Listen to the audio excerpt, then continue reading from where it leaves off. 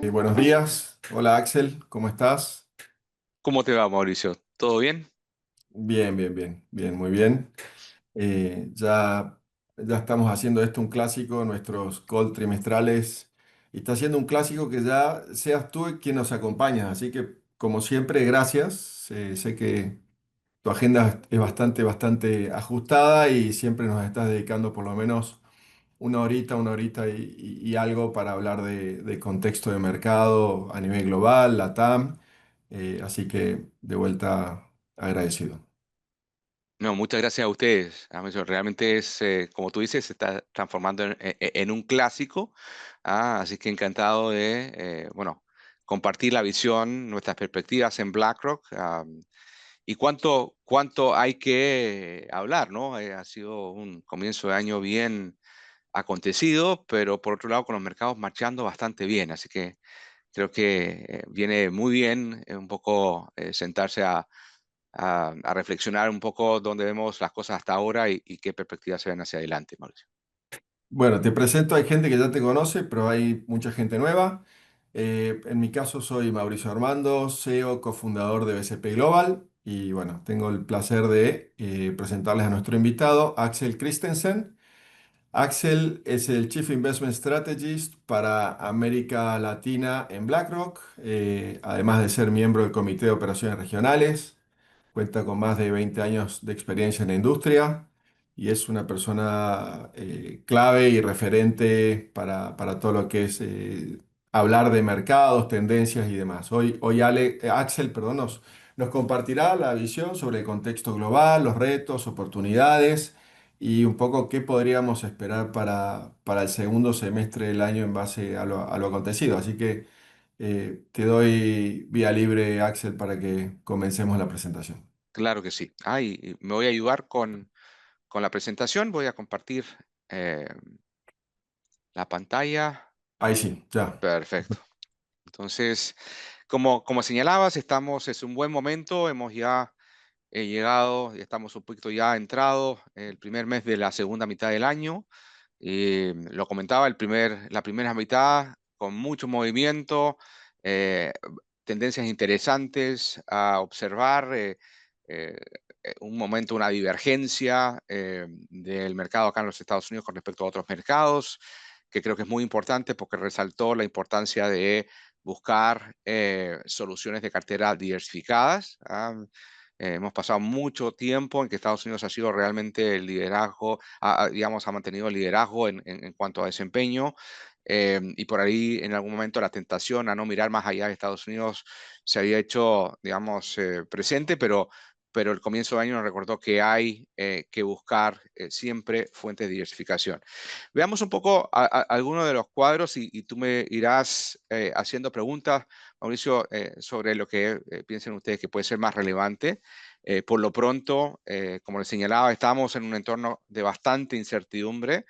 El pic de incertidumbre, particularmente en cuanto a la política comercial de los Estados Unidos, fue precisamente el 2 de abril pasado, el ya famoso día de la liberación, en que si bien la medida de aumentos tarifarios recíprocos no era una sorpresa, estaba latamente, digamos, anunciado por el presidente Trump, incluso antes de convertirse en presidente como candidato, fueron las magnitudes, Mauricio, los que sorprendieron.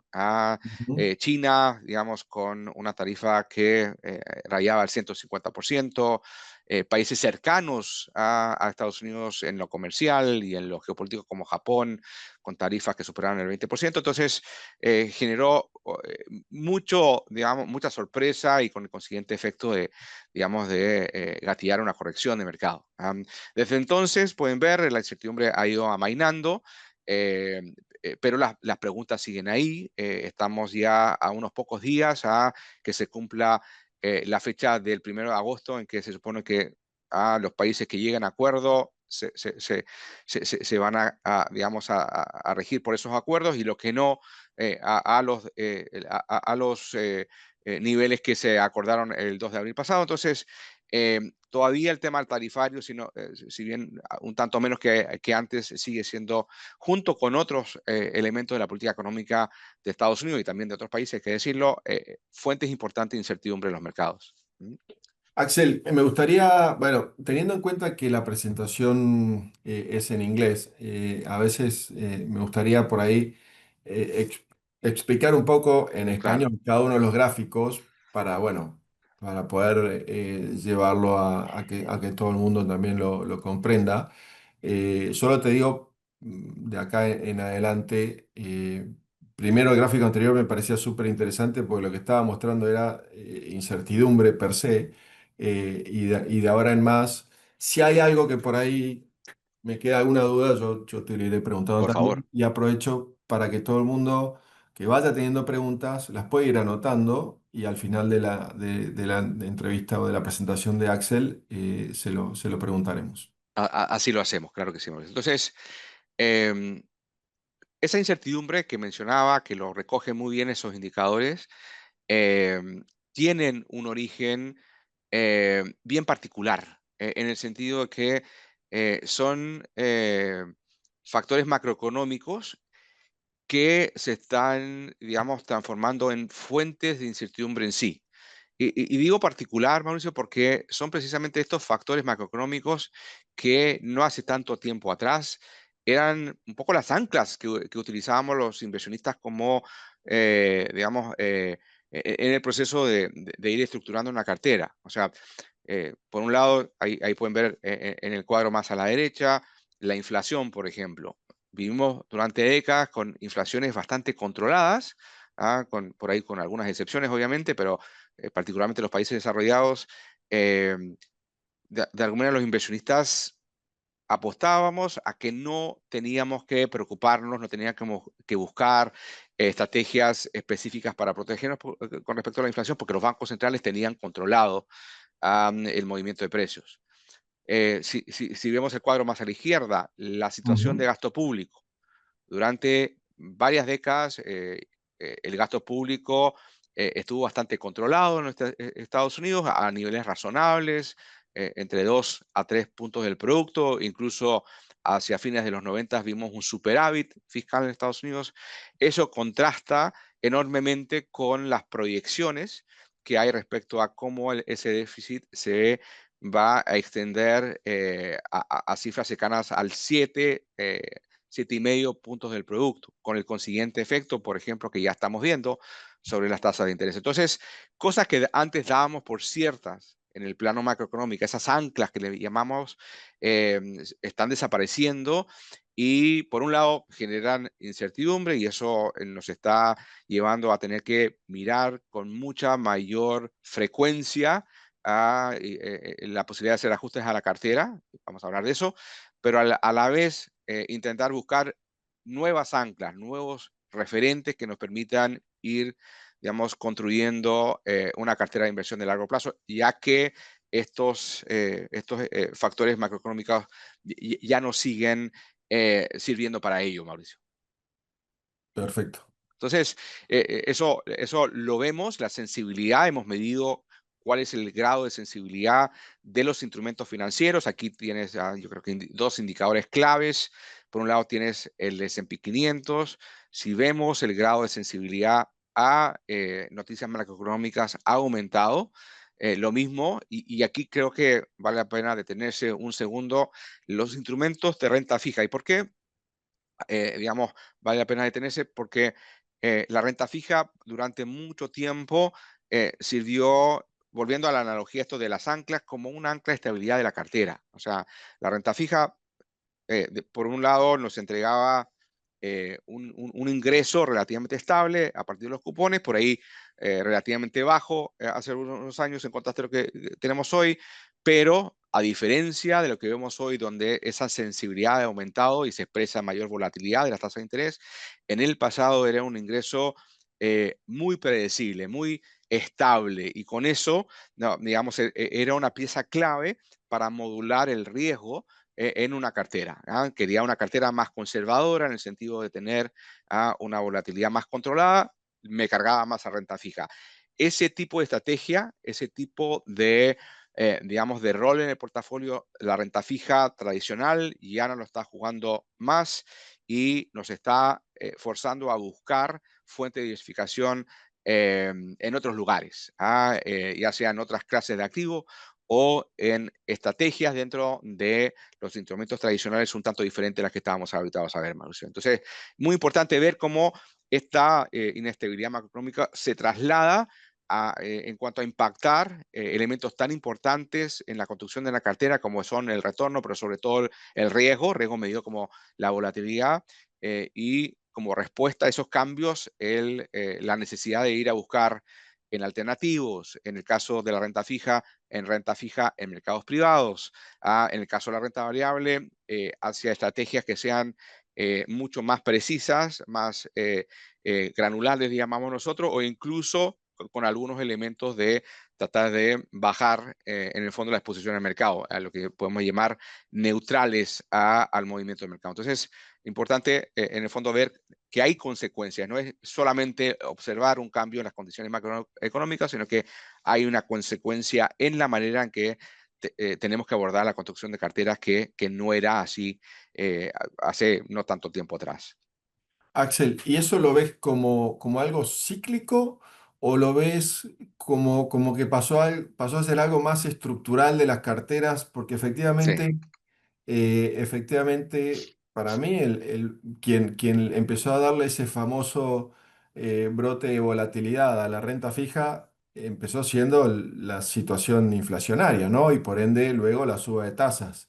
sí. Eh, ¿Lo ves como que es algo que nos va a acompañar el tiempo o es algo más cíclico? Lo vemos que llegó para quedarse, Mauricio. Sí. Por diversas razones, tú mencionas una, la predictibilidad de la inflación es una de ellas. Ya no estamos tranquilos. Por ahí los bancos centrales han ido avanzando en el control de la inflación, hemos ido dejando atrás las inflaciones altas post pandemia, pero ha costado un montón de que las vuelvan a enrielar en los niveles objetivos. A eso vamos a sumar otras fuentes adicionales. La misma disrupción en la política comercial en el mundo está llevando a, digamos, eh, eventuales presiones inflacionarias también.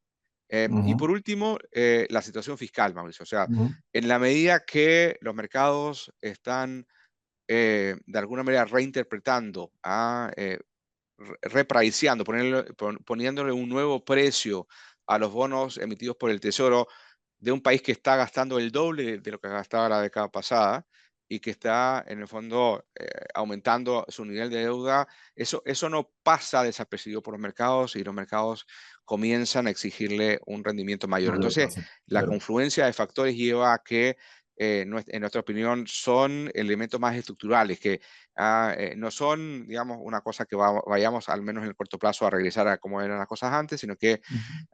para bien o para mal, Mauricio, nos vamos a tener que acostumbrar, vamos a tener que aceptar que esta es la nueva realidad.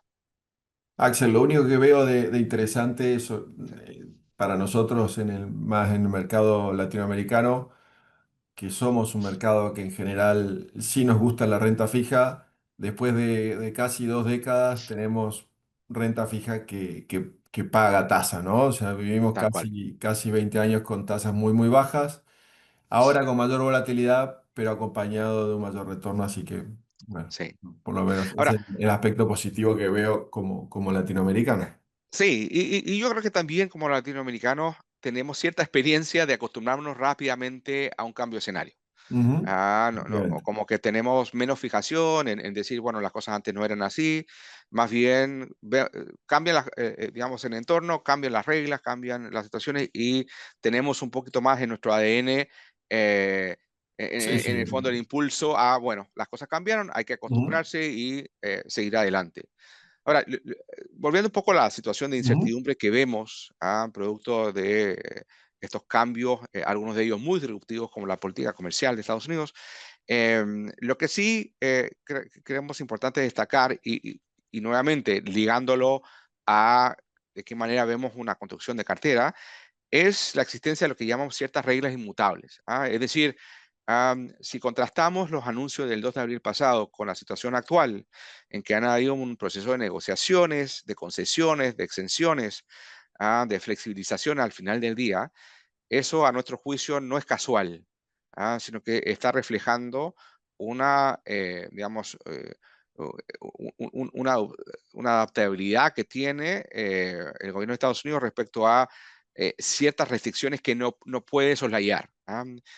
Por lo pronto, digamos, y aquí hay un par de ejemplos que quisimos dar de estos principios, le llamamos leyes inmutables económicas, un poco parafraseando, Mauricio, las leyes inmutables físicas, como la ley de Ujú. gravedad o Sí, por sí, ahí, sí, sí. qué sé yo, me acuerdo de la termodinámica en el colegio cuando hablábamos de que la energía no se crea ni se destruye, sino que se transforma.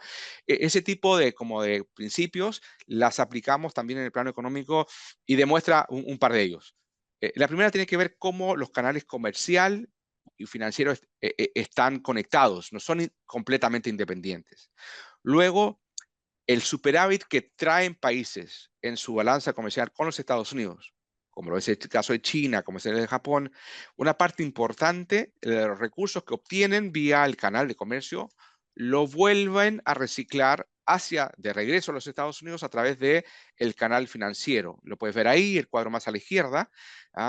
Cerca de un 20, incluso un poquito más del 20% de las tenencias de bonos del Tesoro de Estados Unidos están en manos extranjeros, precisamente de los países que tienen superávit con Estados Unidos. Luego, de alguna manera, lo que Estados Unidos y sobre todo su secretario del Tesoro, que es una persona que conoce muy bien los mercados, yo creo que le han dado buena sugerencia al presidente Trump diciendo, mira, si queremos hacer estas modificaciones no pueden ser tan disruptivas, tienen que ser gradual, entre otras cosas porque dependemos todavía de una manera importante de financiamiento externo en nuestra deuda.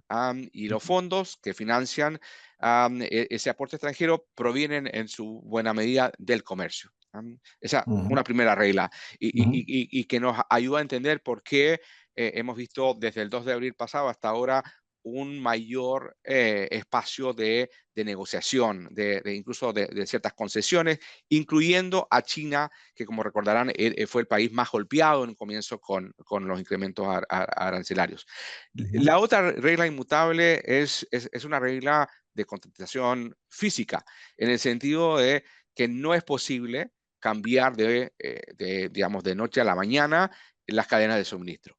Si nos fijamos ahí, por ejemplo, en equipamiento electrónico, que justo está en el cuadro, digamos, al centro del cuadro a mano derecha, Estados Unidos, digamos, importa 20% más de su propia capacidad de producción de Ok. ese tipo de elementos. O sea, si quisiera reemplazarlo, no alcanza la capacidad instalada en Estados Unidos para reemplazarlo. De esas importaciones, 30% son de China. Luego, cuando se aplicaron estas aranceles extraordinariamente altos, que en la práctica, en el fondo, ponían un freno a esas importaciones, Estados Unidos Ujú. estaba cayendo en el riesgo de tener problemas, cortes Desabastecimiento. incluso del suministro. Entonces, ese tipo de contrataciones, ya sea de límites físicos, no tengo los plantas, por ahí quizás en el largo plazo los tenga, pero en el corto plazo no están. Y el entender la conexión entre los canales financieros y comerciales, creemos que han sido claves como para ir bajando digamos, las tensiones y el abrir un espacio que precisamente, si uno mide cómo ha sido, digamos, la trayectoria de los índices bursátiles desde el 2 de abril hasta ahora aquí en los Estados Unidos, ha mostrado una recuperación porque el mercado se convence de que, digamos, estos se van rielando, ¿no? En Ujú. un entorno más abordable, que no son cosas, digamos, que son completamente disruptivas en cuanto a por ahí gatillar un rebrote inflacionario duro o pegarle muy fuertemente a el margen de las compañías. Clarísimo. Entonces, esa es un poco la situación donde hemos visto, como te mencionaba, efectos. Si bien hemos visto una recuperación muy fuerte de las bolsas acá en Estados Unidos, probablemente uno de los impactos que más fuerte hemos visto es en el dólar. Y Mauricio, no sé si les pasa a ustedes respecto a sus clientes o a la gente que está conectada a la llamada hoy, a sus propios clientes, respecto a qué va a pasar con el dólar. Si realmente perdió su capacidad de servir como la moneda ¿no es cierto?, de refugio. Y nuestra respuesta es un claro no, en el sentido que sigue siendo por lejos la moneda que más se utiliza, ya sean transacciones financieras, en transacciones, digamos, comerciales, en reservas, etcétera. Si miramos un poco lo que ha sido la trayectoria histórica, a mí digamos, el cuadro a mano derecha me llamó mucho la atención que por muchos años la libra esterlina siguió siendo la moneda de Ujú. reserva en gran parte del mundo, a pesar de que Estados Unidos ya desde después de la Primera Guerra Mundial sobrepasó al Reino Unido y al Imperio Británico como la potencia, digamos, que lideraba el mundo. Y sin embargo, tomó mucho tiempo para que el dólar reemplazara. Recién, digamos, ahí a fines de los 50. Entonces, aunque uno puede advertir que hay un lento proceso de diversificación hacia otras monedas. Los bancos centrales, muchos han aumentado sus compras de oro. Estos procesos son muy lentos por la sencilla razón y creo que el cuadro a mano izquierda lo refleja muy bien, que no hay una alternativa tan clara de corto plazo. Así que, eh, por decirlo así, los temores que en algún momento vimos, las preguntas respecto a, bueno, ¿es el fin del dólar? La respuesta clara es no, aunque al mismo tiempo, como ya te señalaba Mauricio al comienzo, lo que sí creo que la corrección que vimos al comienzo, un poco el ruido que generó esta disrupción en la política comercial, empezó a gatillar, y bueno, será prudente y la respuesta que creemos que es una buena idea buscar diversificación hacia otras monedas, hacia otros mercados, hacia otras clases de activos, incluyendo el oro, por ejemplo. Axel, bueno, primero, nuevamente, otro aspecto sensible para nuestro mercado latinoamericano es el dólar, así que, y sin duda, estas políticas iniciales del primer semestre a todos nos daban cierto nivel de incertidumbre de qué papel jugaría el dólar, qué papel jugaría Estados Unidos frente a estas políticas un poquito agresivas iniciales. Pero la otra pregunta que estoy seguro que muchos tienen es si ves en este gráfico de la derecha, si ves algún rol que esté jugando o que estén jugando las criptomonedas de aquí a futuro, ¿no? O sea, como herramientas de reserva de los países. Sí. En- Muy, muy interesante pregunta. Y aquí yo creo que ha sido eh, particularmente relevante un poco ir observando dentro del mundo de criptos, ¿no?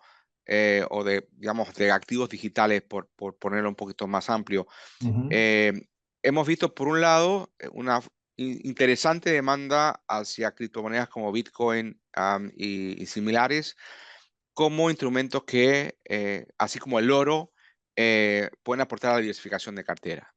Se trata de activos que tienen correlaciones más bajas con respecto a los activos tradicionales y por lo tanto, digamos, aportan a la diversificación. ujú. Al igual que el oro, en dosis limitadas, particularmente Bitcoin es un activo bastante volátil, pero tiene esa componente de diversificación que muchos de nuestros clientes han querido identificar. El acceso se ha hecho más fácil a través de la creación de vehículos como ETFs en criptos en cash. Entonces, por un lado está ese elemento de diversificación de cartera. Ahora, en cuanto al reemplazo del dólar como moneda de reserva, por ejemplo, creo interesante un poco ver lo que ha pasado con otra variante, ya no los bitcoins, sino que lo que se conoce como stablecoins, que tienen un uso mucho mayor ya no tanto como una fuente de diversificación, sino que como una alternativa de medio de pago. Se trata, ¿no es cierto?, de monedas que se montan también a través de plataformas descentralizadas que permiten a través de blockchain, ¿no es cierto?, llevar a cabo transacciones. Pero aquí lo interesante, y es muy relevante además la pregunta, Mauricio, porque aquí en Estados Unidos recientemente se ha aprobado una nueva regulación Ujú, que de alguna manera, digamos, entrelaza digamos, refuerza la relación que tienen estas monedas estables con la necesidad de contar con un respaldo, en este caso, con emisiones de bonos de gobierno de Estados Unidos. Así que, Bien. de alguna manera, no desaparece el dólar como tal, porque la referencia sigue siendo el dólar, va a generar una demanda por tesoros de Estados Unidos. Creo que por ahí, digamos, eso explica una de las razones de por qué la administración actual ha querido avanzar rápido en esto, porque está Ujú. buscando nuevos mercados para su deuda, De financiamiento, pero claro. al mismo tiempo comienza a, digamos, abrir la puerta a otros mecanismos de pago que, digamos, lo que se busca acá es más bien la estabilidad. Entonces, ¿por Ujú. qué esto es importante? Porque, por ejemplo, en la medida que puedan surgir nuevos fricciones en el movimiento, ya no sea productos, como son las tarifas, sino que en el movimiento de capital. Acá en Estados Unidos, la reciente reforma fiscal incluyó un impuesto a las remesas. En la medida que existan vías alternativas, como las plataformas que tengan como base esta, por ejemplo, stablecoins Ujú. linkeados al dólar, mucha gente por ahí va a utilizar ese mecanismo como medio de pago y no tener que pasar necesariamente por los canales bancarios tradicionales. Así que abre un interesante mundo de alternativas en cuanto a medios de pago que se suma un poco al rol que ya hemos visto desde hace ya, digamos, un poco más de un año de una masificación de uso de criptomonedas como elemento de diversificación. Así que ah, sin, digamos, poner en riesgo aún la dominancia del dólar, por las razones que te di hace algunos minutos, pero en el margen hemos visto y creemos que va a seguir viéndose un desarrollo muy importante tanto en criptos como Bitcoin, pero también en estas monedas estables, stablecoins, que están ligadas a diferentes monedas tradicionales, particularmente el dólar. Gracias, Axel. Es un tema sensible para todos nosotros, por eso le quería dedicarle un poquito más de tiempo que la típica Claro que sí. de otros tipos de láminas, así que bueno, creo que quedó muy claro. Entonces, ¿dónde estamos parados hoy? De alguna manera estamos en una situación en que estamos tratando de entender cómo termina de asentarse este cuadro. Nosotros, los aranceles, digamos, esta fue la noticia del 2 de abril, o sea, nos tendremos que remontar a principios del siglo XX para llegar al mismo nivel de aranceles que inicialmente el presidente Trump anunció. Eh, pero este punto ha ido bajando. Al 30 de junio estaba en torno al 15%, por ahí con los anuncios recientes podría bajar o mantenerse alto, va a depender un poco lo que se vaya anunciando de aquí al 1 de agosto y cómo finalmente quede esta tregua temporal que hay con China respecto a su tarifa. Aquí podemos ver un poco cómo se descompone ya tanto por país como por, digamos, origen de producto. Hay todavía un elemento por definir. El gobierno de Estados Unidos anunció 50% respecto al cobre, que es importante, por ejemplo, para algunas economías sudamericanas, pero muy probablemente, dado la dependencia que tiene Estados Unidos al cobre importado, que no puede nuevamente sustituir en el corto plazo, probablemente se va a buscar algún tipo de acuerdo específico, como lo hizo con las tierras raras en cuanto a China. Entonces, todavía estamos viendo cómo pueden ir, digamos, asentándose las piezas en esta disrupción comercial, pero como te señalaba, el mercado frente a la reacción de ajustarse a estas leyes mutables, como que le ha dado el beneficio de la duda a que la administración va a llegar a buen puerto, a elementos que no sean demasiado distorsionadores en la economía, aunque hay que decirlo, no va a ser cero. O sea, estamos partiendo o partimos de una base muy por debajo, 2,5% era la tasa Ujú, efectiva arancelaria. Alguien va a tener que pagar. De hecho, Estados Unidos ya está recaudando ese impuesto. ujú, Entonces la gran pregunta que nos hacemos y la iremos respondiendo a medida que vayamos avanzando en el año, Mauricio, ¿quién está pagando este incremento arancelario? Y básicamente hay tres alternativas. La está pagando el país de origen de las exportaciones y eso algo comenzamos a visualizar. Los productos chinos importados de Estados Unidos han bajado levemente su precio, es decir, que el productor chino algo está absorbiendo el incremento arancelario.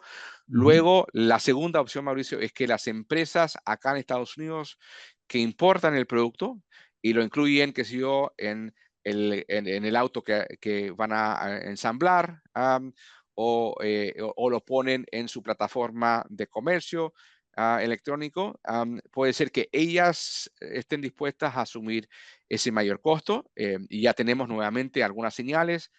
Algunas compañías del sector automotriz en Estados Unidos ya han advertido que sus resultados van a ver afectados por el incremento de, de las autopartes, por ejemplo, que traen desde fuera. Y la última alternativa tiene que ver con que el consumidor pague ese incremento de costos y que se traduzca en mayor inflación.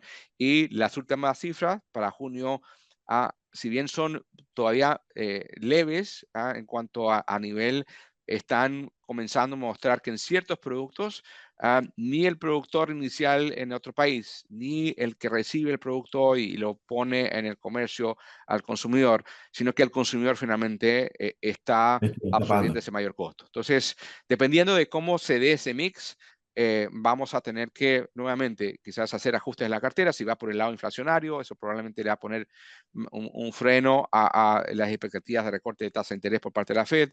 Si por otro lado son las empresas las que absorben un porcentaje mayor, eso sí o sí va a tener que verse reflejados en la compresión de márgenes y una, digamos, reducción en la tasa de crecimiento de utilidades, que como sabemos también afecta los niveles bursátiles, o si finalmente una mayoría la absorben los países de origen, eso también puede tener impacto sobre sus monedas locales, por ejemplo. Entonces, muy importante seguir, y nuevamente hago la conexión acá, Mauricio, eh, digamos, factores macroeconómicos tienen interconexiones con variables financieras que al final van a incidir en decisiones de inversión. No, acabas de tocar temas de inflación, acabas de tocar temas de posible revaluación, de evaluación de monedas y temas de resultados corporativos que puede afectar la bolsa. Sí. Así que, Ahora, sin ujú, duda, sin duda, sí, digamos, este movimiento tarifario sí, puede tener diferentes resultados, ¿no? sí. Ahora, me he tomado buena parte de la primera mitad de la llamada, Mauricia, con noticias que no son demasiado alentadoras. Am, entonces, creo que ya vale la pena hacer el switch. Contanos algo bueno, digamos. Exactamente.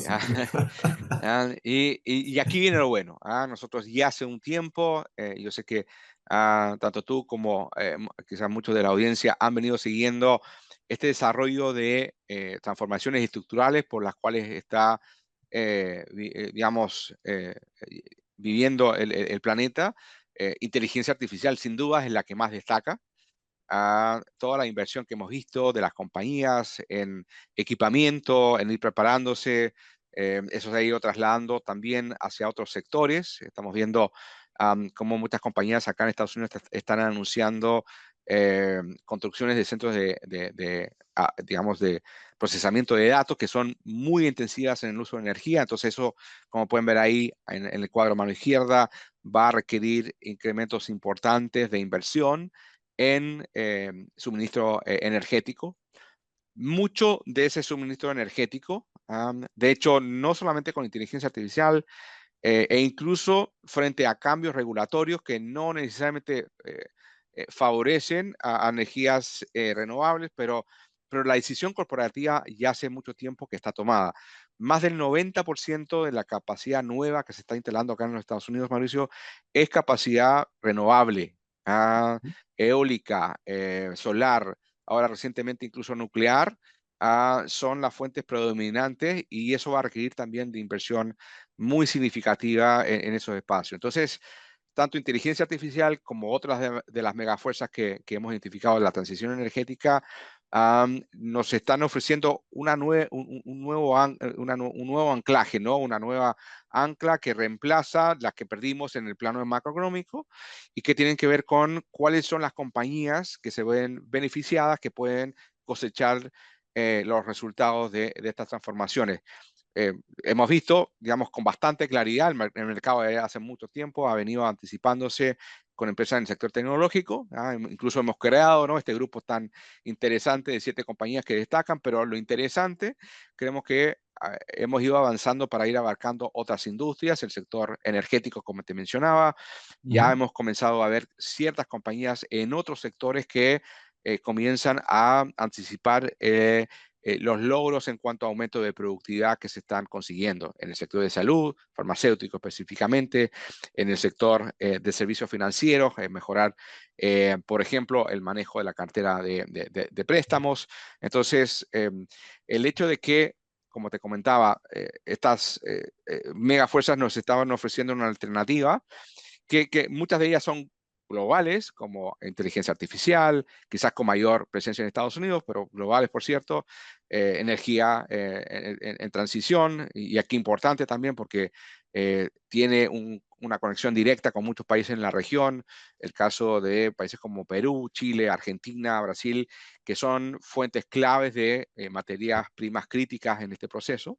Luego también hay megafuerzas con un impacto un poco más regional, como es el caso del cambio de la política de defensa de Estados Unidos hacia su presencia militar en Europa, y que está haciendo que los países europeos tengan que dar un giro respecto a el gasto público hacia defensa. Entonces, en Europa en particular, si bien es una región que no la destacamos como región a nivel, digamos, a nivel generalizado en relación a otras regiones como Estados Unidos y Japón, sí destacamos ciertas industrias como la de defensa, precisamente porque ves en el cuadro a mano derecha, porque el gasto en defensa, los países europeos, dándose cuenta que no pueden contar al 100% con Estados Unidos frente a quizás algún conflicto en el futuro con Rusia, van a tener que hacer un esfuerzo propio, y eso es muy positivo para tanto las compañías que están en ese sector y otras compañías que giran en torno a ella. En general, las compañías que elaboran bienes de capital, no solamente armamentos, sino que turbinas. Esto también, digamos, incide en buscar una mayor independencia energética. Entonces, vemos estas megafuerzas, estos cambios estructurales, no transitorios, a tu pregunta, estructurales, digamos, de largo aliento, que se van transformando en las anclas nuevas al momento de decidir de qué manera queremos aprovechar estas oportunidades. gracias. Entonces, con todo, digamos, y yendo ya a qué recomendaciones, Mauricio, aquí comenzando un poco por cuáles son nuestros principales sugerencias de cartera.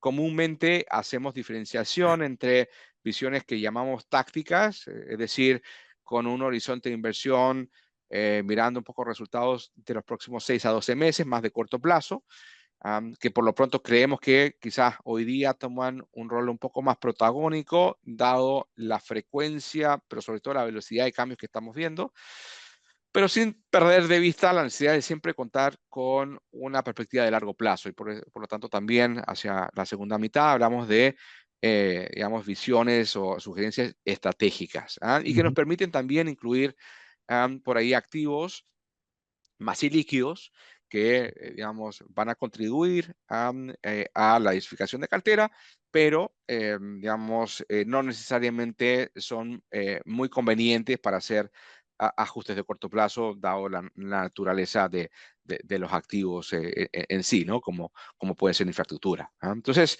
yendo ahí a lo principal, nuestra preferencia mayor es hacia la renta variable en Estados Unidos, no porque, digamos, nos atraiga Estados Unidos como una historia macroeconómica. Ya le dedicamos bastante tiempo a mencionar que hay mucha incertidumbre comercial, fiscal, la inflación, pero más bien, digamos, esa preferencia es resultado de cómo Estados Unidos es quizás el país que mejor se alinea con algunas de estas megafuerzas, notoriamente inteligencia artificial. Nada más una muestra, Mauricio. Si tú miras los índices globales del sector tecnológico, Ujú. ¿ah? Y miro cómo se reparten las compañías por domicilio geográfico, Claro. Estados Unidos por lejos, y esto Sí, sí, incluyendo sí. los países Habla. emergentes, por lejos es el que concentra, digamos, medido por capitalización bursátil, el mayor porcentaje de mercado. Entonces, eh, digamos, alineando nuestras preferencias, digamos, en base a estas anclas de largo plazo, como son las megafuerzas, es un poco inevitable no terminar con Estados Unidos como un mercado que va a tener una ponderación por encima del resto, por encima de lo que sería una lectura normal, porque es que en este momento es que mejor captura. Ahora, eso no quiere decir que no veamos oportunidades en otras regiones, en otros sectores. Por cierto, lo vemos. Japón es un buen ejemplo. Japón vemos que por un lado es un país que, digamos, está pasando por un ciclo económico muy diferente al de Estados Unidos. Ahí están subiendo las tasas de interés porque la inflación está por encima del objetivo de su Banco Central. Eso ha permitido que el crecimiento nominal de la economía de resultados corporativos, de los salarios, ha venido en aumento y Japón ha ido dejando atrás un largo periodo digamos, de estancamiento económico. A eso sumar reformas corporativas que están apuntando a mejorar el uso del capital que hacen las empresas y devolviendo, digamos, el capital en exceso a los inversionistas y con ello aumentando los dividendos o las recompras. Entonces, historias como Japón que tienen características propias nos permiten precisamente buscar una mayor diversificación y a eso sumar un poco lo que se señala ahí, el interés que en el caso de la renta fija toma la dimensión de monedas. Ujú, Creo, y lo sabemos bien, Mauricio, como inversionistas con un foco en América Latina, el atractivo que hemos visto en este último tiempo de la deuda emergente emitida ujú, en moneda local, donde las monedas locales, por un lado, han demostrado una resiliencia muy significativa. Con este nivel de incertidumbre, Mauricio, tú mencionabas en la introducción, yo llevo algunos años en esto, el nivel de incertidumbre que hoy día genera Estados Unidos, en el pasado hubiésemos visto realmente un festival de volatilidad en las monedas en América Latina, y por sí. ahí incluso en una crisis. Ahora, digamos, en su gran mayoría hemos visto digamos, una inesperada estabilidad en las monedas que combinado con rendimientos muy atractivos, el carry en varios países, estoy pensando en Brasil, Ujú. estoy pensando en México, México. nos presentan alternativas muy interesantes sin, digamos, o mucho más acotado el movimiento de las monedas. Luego, a diferencia en el pasado, en que las monedas por ahí no tomaban un nivel tan protagónico, hoy día sí hay que prestarle más atención. Lo mismo les ocurre a inversionistas que están mirando inversiones en dólares en un momento en que el dólar se ha debilitado. Y finalmente, hablamos un poco de estrategias que de alguna manera nos facilitan el tomar riesgos. Y en ese sentido, un poco la recomendación es no apostar todo a un solo país ni un solo sector. Ya mencionaba Estados Unidos, tenemos una preferencia, pero al mismo tiempo estamos buscando diversificar y ahí hay una serie de diferentes enfoques. Creemos que estamos en un entorno que la estrategia activa, que se puede manifestar tanto en una selectividad a nivel de acciones, es decir, un portfolio manager, un equipo haciendo selectividad, pero también podemos hablar de selectividad cuando entramos con estrategias más, nosotros le llamamos de precisión, Mauricio, es decir, Ujú. miramos, por ejemplo, Europa, pero queremos ser precisos en determinada industria, sector Ok. financiero, el sector de defensa, como le llamaba, digamos, le mencionaba anteriormente. O miramos mercados emergentes y decimos, perfecto, pero queremos ser mucho más precisos y selectivos en algunos países. India es un buen ejemplo de un país donde confluyen muchas de las megafuerzas que te mencionaba. Digamos, adicionar que India cuenta con un impulso demográfico que lo diferencia, por ejemplo, a China, que está más bien viviendo un drama demográfico porque su población se está envejeciendo. Entonces, esa capacidad de diferenciación, de ser más precisos, son precisamente, digamos, alternativas que nos permiten aplicar riesgos de una manera mucho más consciente, mucho más enfocada de lo que podríamos eventualmente haber visto en el pasado. Y finalmente, un comentario final respecto a ya cambiando de foco, ya no mirando el corto plazo, sino que un periodo de tiempo más extendido, lo que llamamos la visión estratégica, que ya no se mide en meses, sino que se mide en años. Ahí interesante incluir fuentes adicionales de diversificación en el espacio de mercados privados, el crédito privado por un lado, hemos visto mucho interés porque un número creciente de compañías están, digamos, acercándose digamos, actores no bancarios por la flexibilidad que traen, en el fondo, el tipo de acceso de recursos que tienen, la infraestructura, ya lo mencionaba, parte esencial de cómo posicionarse respecto a las megafuerzas.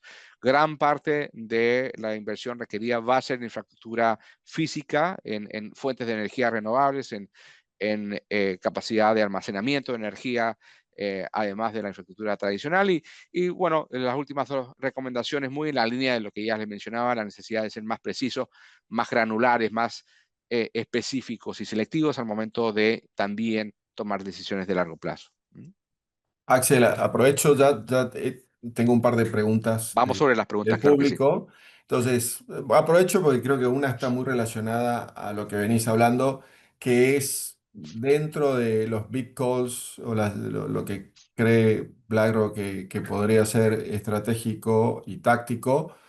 ¿Cómo ves el mundo o dentro también de los portafolios, la posibilidad de empezar a incluir criptomonedas como parte del asset allocation? ¿O qué opinas de empezar a incluir criptomonedas como parte de la distribución de un portafolio, ¿no? Muy buena pregunta. De hecho, esa misma pregunta, Mauricia, nos hicimos nosotros en BII, y hicimos unas publicaciones a fines del año pasado. Aquí repito algunas consideraciones que mencioné anteriormente. Eh, Bitcoin y otras monedas, criptomonedas como fuentes de diversificación. Si Ujú, miramos de qué manera se comportan los precios de Bitcoin frente a mercados tradicionales de rentabilidad de renta fija, vemos una correlación eh, que si bien ha aumentado un poco en el último tiempo, en general se ha mantenido baja, así que es un activo que suma la diversificación. Y frente a la pregunta de, bueno, pero no se trata de un activo demasiado riesgoso medido como la volatilidad en los ujú. precios. Y la verdad que, y como conclusión de ese análisis, lo pueden buscar, es una publicación que, digamos, es de acceso público. Se publicó en diciembre del año pasado, busquen ahí BlackRock y cryptocurrencies o Bitcoin en el portfolio en inglés. Lamentablemente no tenemos una versión en español, pero es de muy fácil lectura, en que hicimos la comparación, Mauricio, de cuánto más o cuánto se asemejaba Bitcoin con respecto a otras inversiones que probablemente muchos inversionistas traíamos en cartera. Y me refiero Ujú. específicamente a muchas de estas compañías tecnológicas grandes que, digamos, vemos que el mercado ha identificado como beneficiarias de todo este ciclo digamos, transformación de AI. Y la conclusión es bien interesante.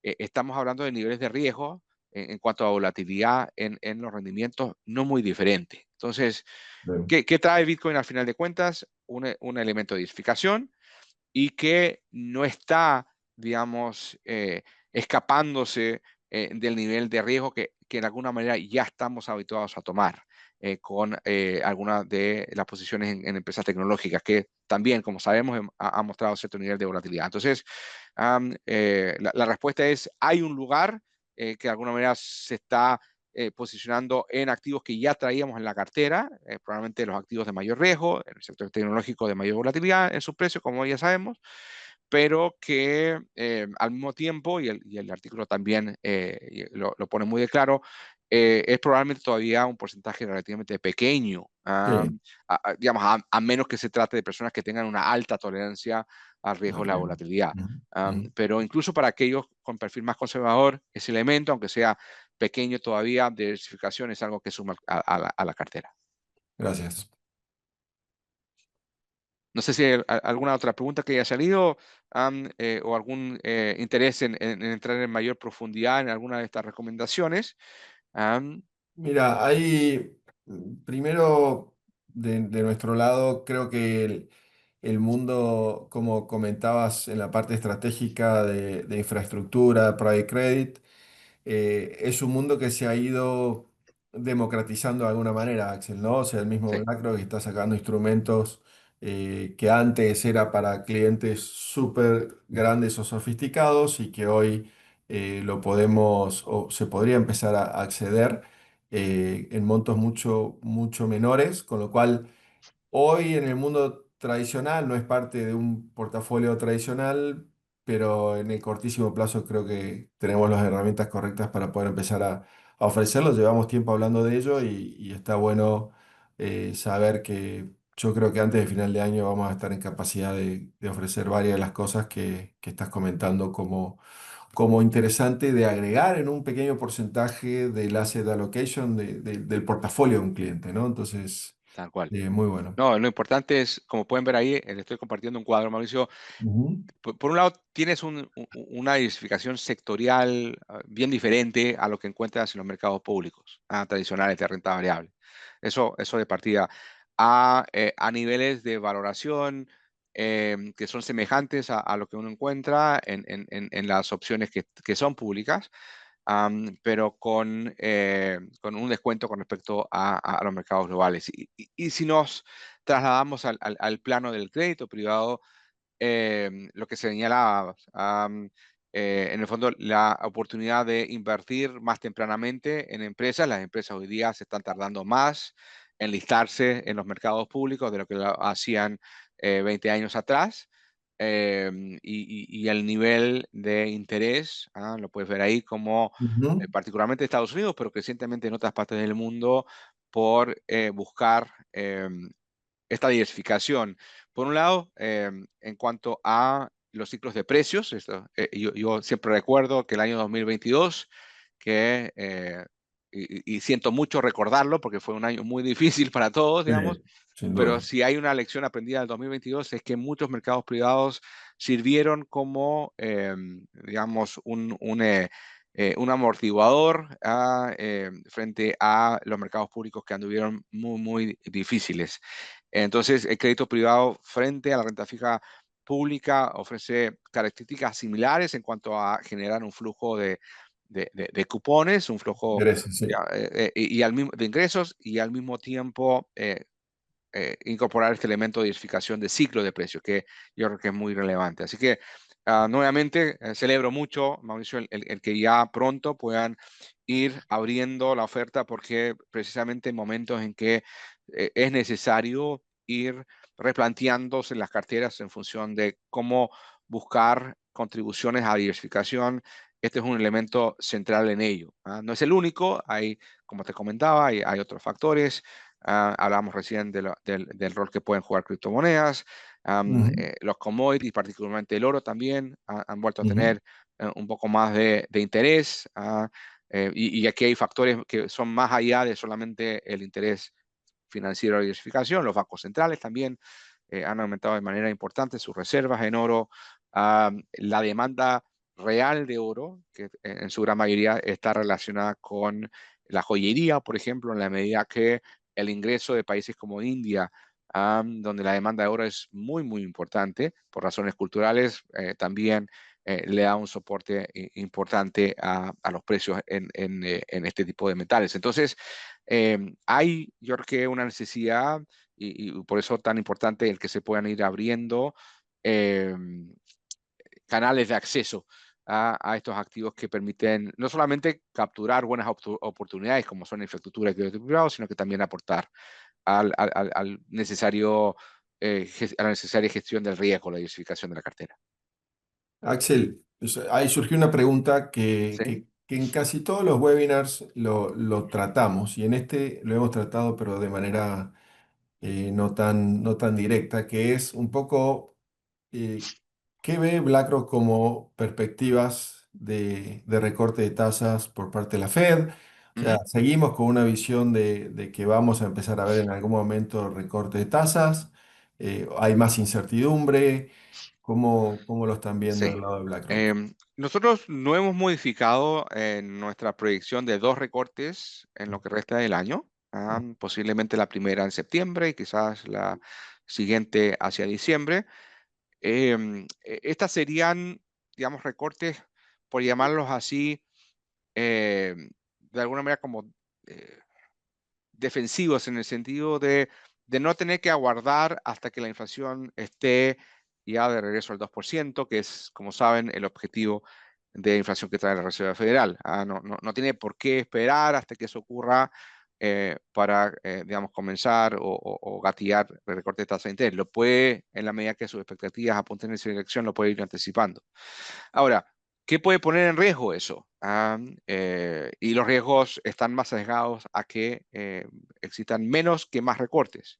Por lo pronto, el mercado está viendo los mismos recortes en este año, pero a diferencia nuestra, que nos quedamos más o menos en nuestros niveles, el mercado ve que los recortes puedan seguir por debajo del 4%, por ahí llegar al 3%.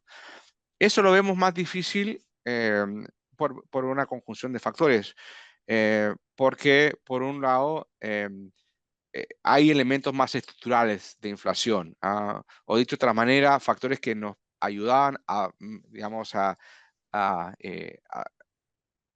dejar que la inflación se mantuviera, o sea, estuviese tan baja, particularmente todo el proceso de globalización y el que los productos chinos particularmente cada vez empujaban los precios hacia abajo. Ciertamente con este nuevo orden comercial global eso va a ser diferente. Al mismo tiempo, acá en los Estados Unidos hay todavía muchas preguntas sin responder. Se irán respondiendo en los próximos meses respecto al impacto que una política inmigratoria que ha generado un número importante de deportaciones pueda influir en los mercados del trabajo, particularmente en ciertos sectores, Mauricio. O sea, piensa que hay ciertas industrias en Estados Unidos que dependen muchísimo de mano de obra de inmigrantes. Estoy pensando en la construcción, en ciertas actividades agrícolas, en lo que llamamos la industria de hospitalidad acá en los Estados Unidos, de restaurantes, hoteles, Ujú. etcétera, que debido a la falta de mano de obra, porque muchos de estos, ya sea personas que se regresaron a sus países de manera voluntaria o no, o de personas que sencillamente no se animan a salir de sus casas, y por tanto no están, digamos, disponibles para trabajar eh, por el temor digamos, de verse deportados. Entonces, eso puede también provocar, digamos, un factor adicional eh, que hace muy difícil que la Reserva Federal tome, digamos, una decisión, por decirlo así, en piloto automático.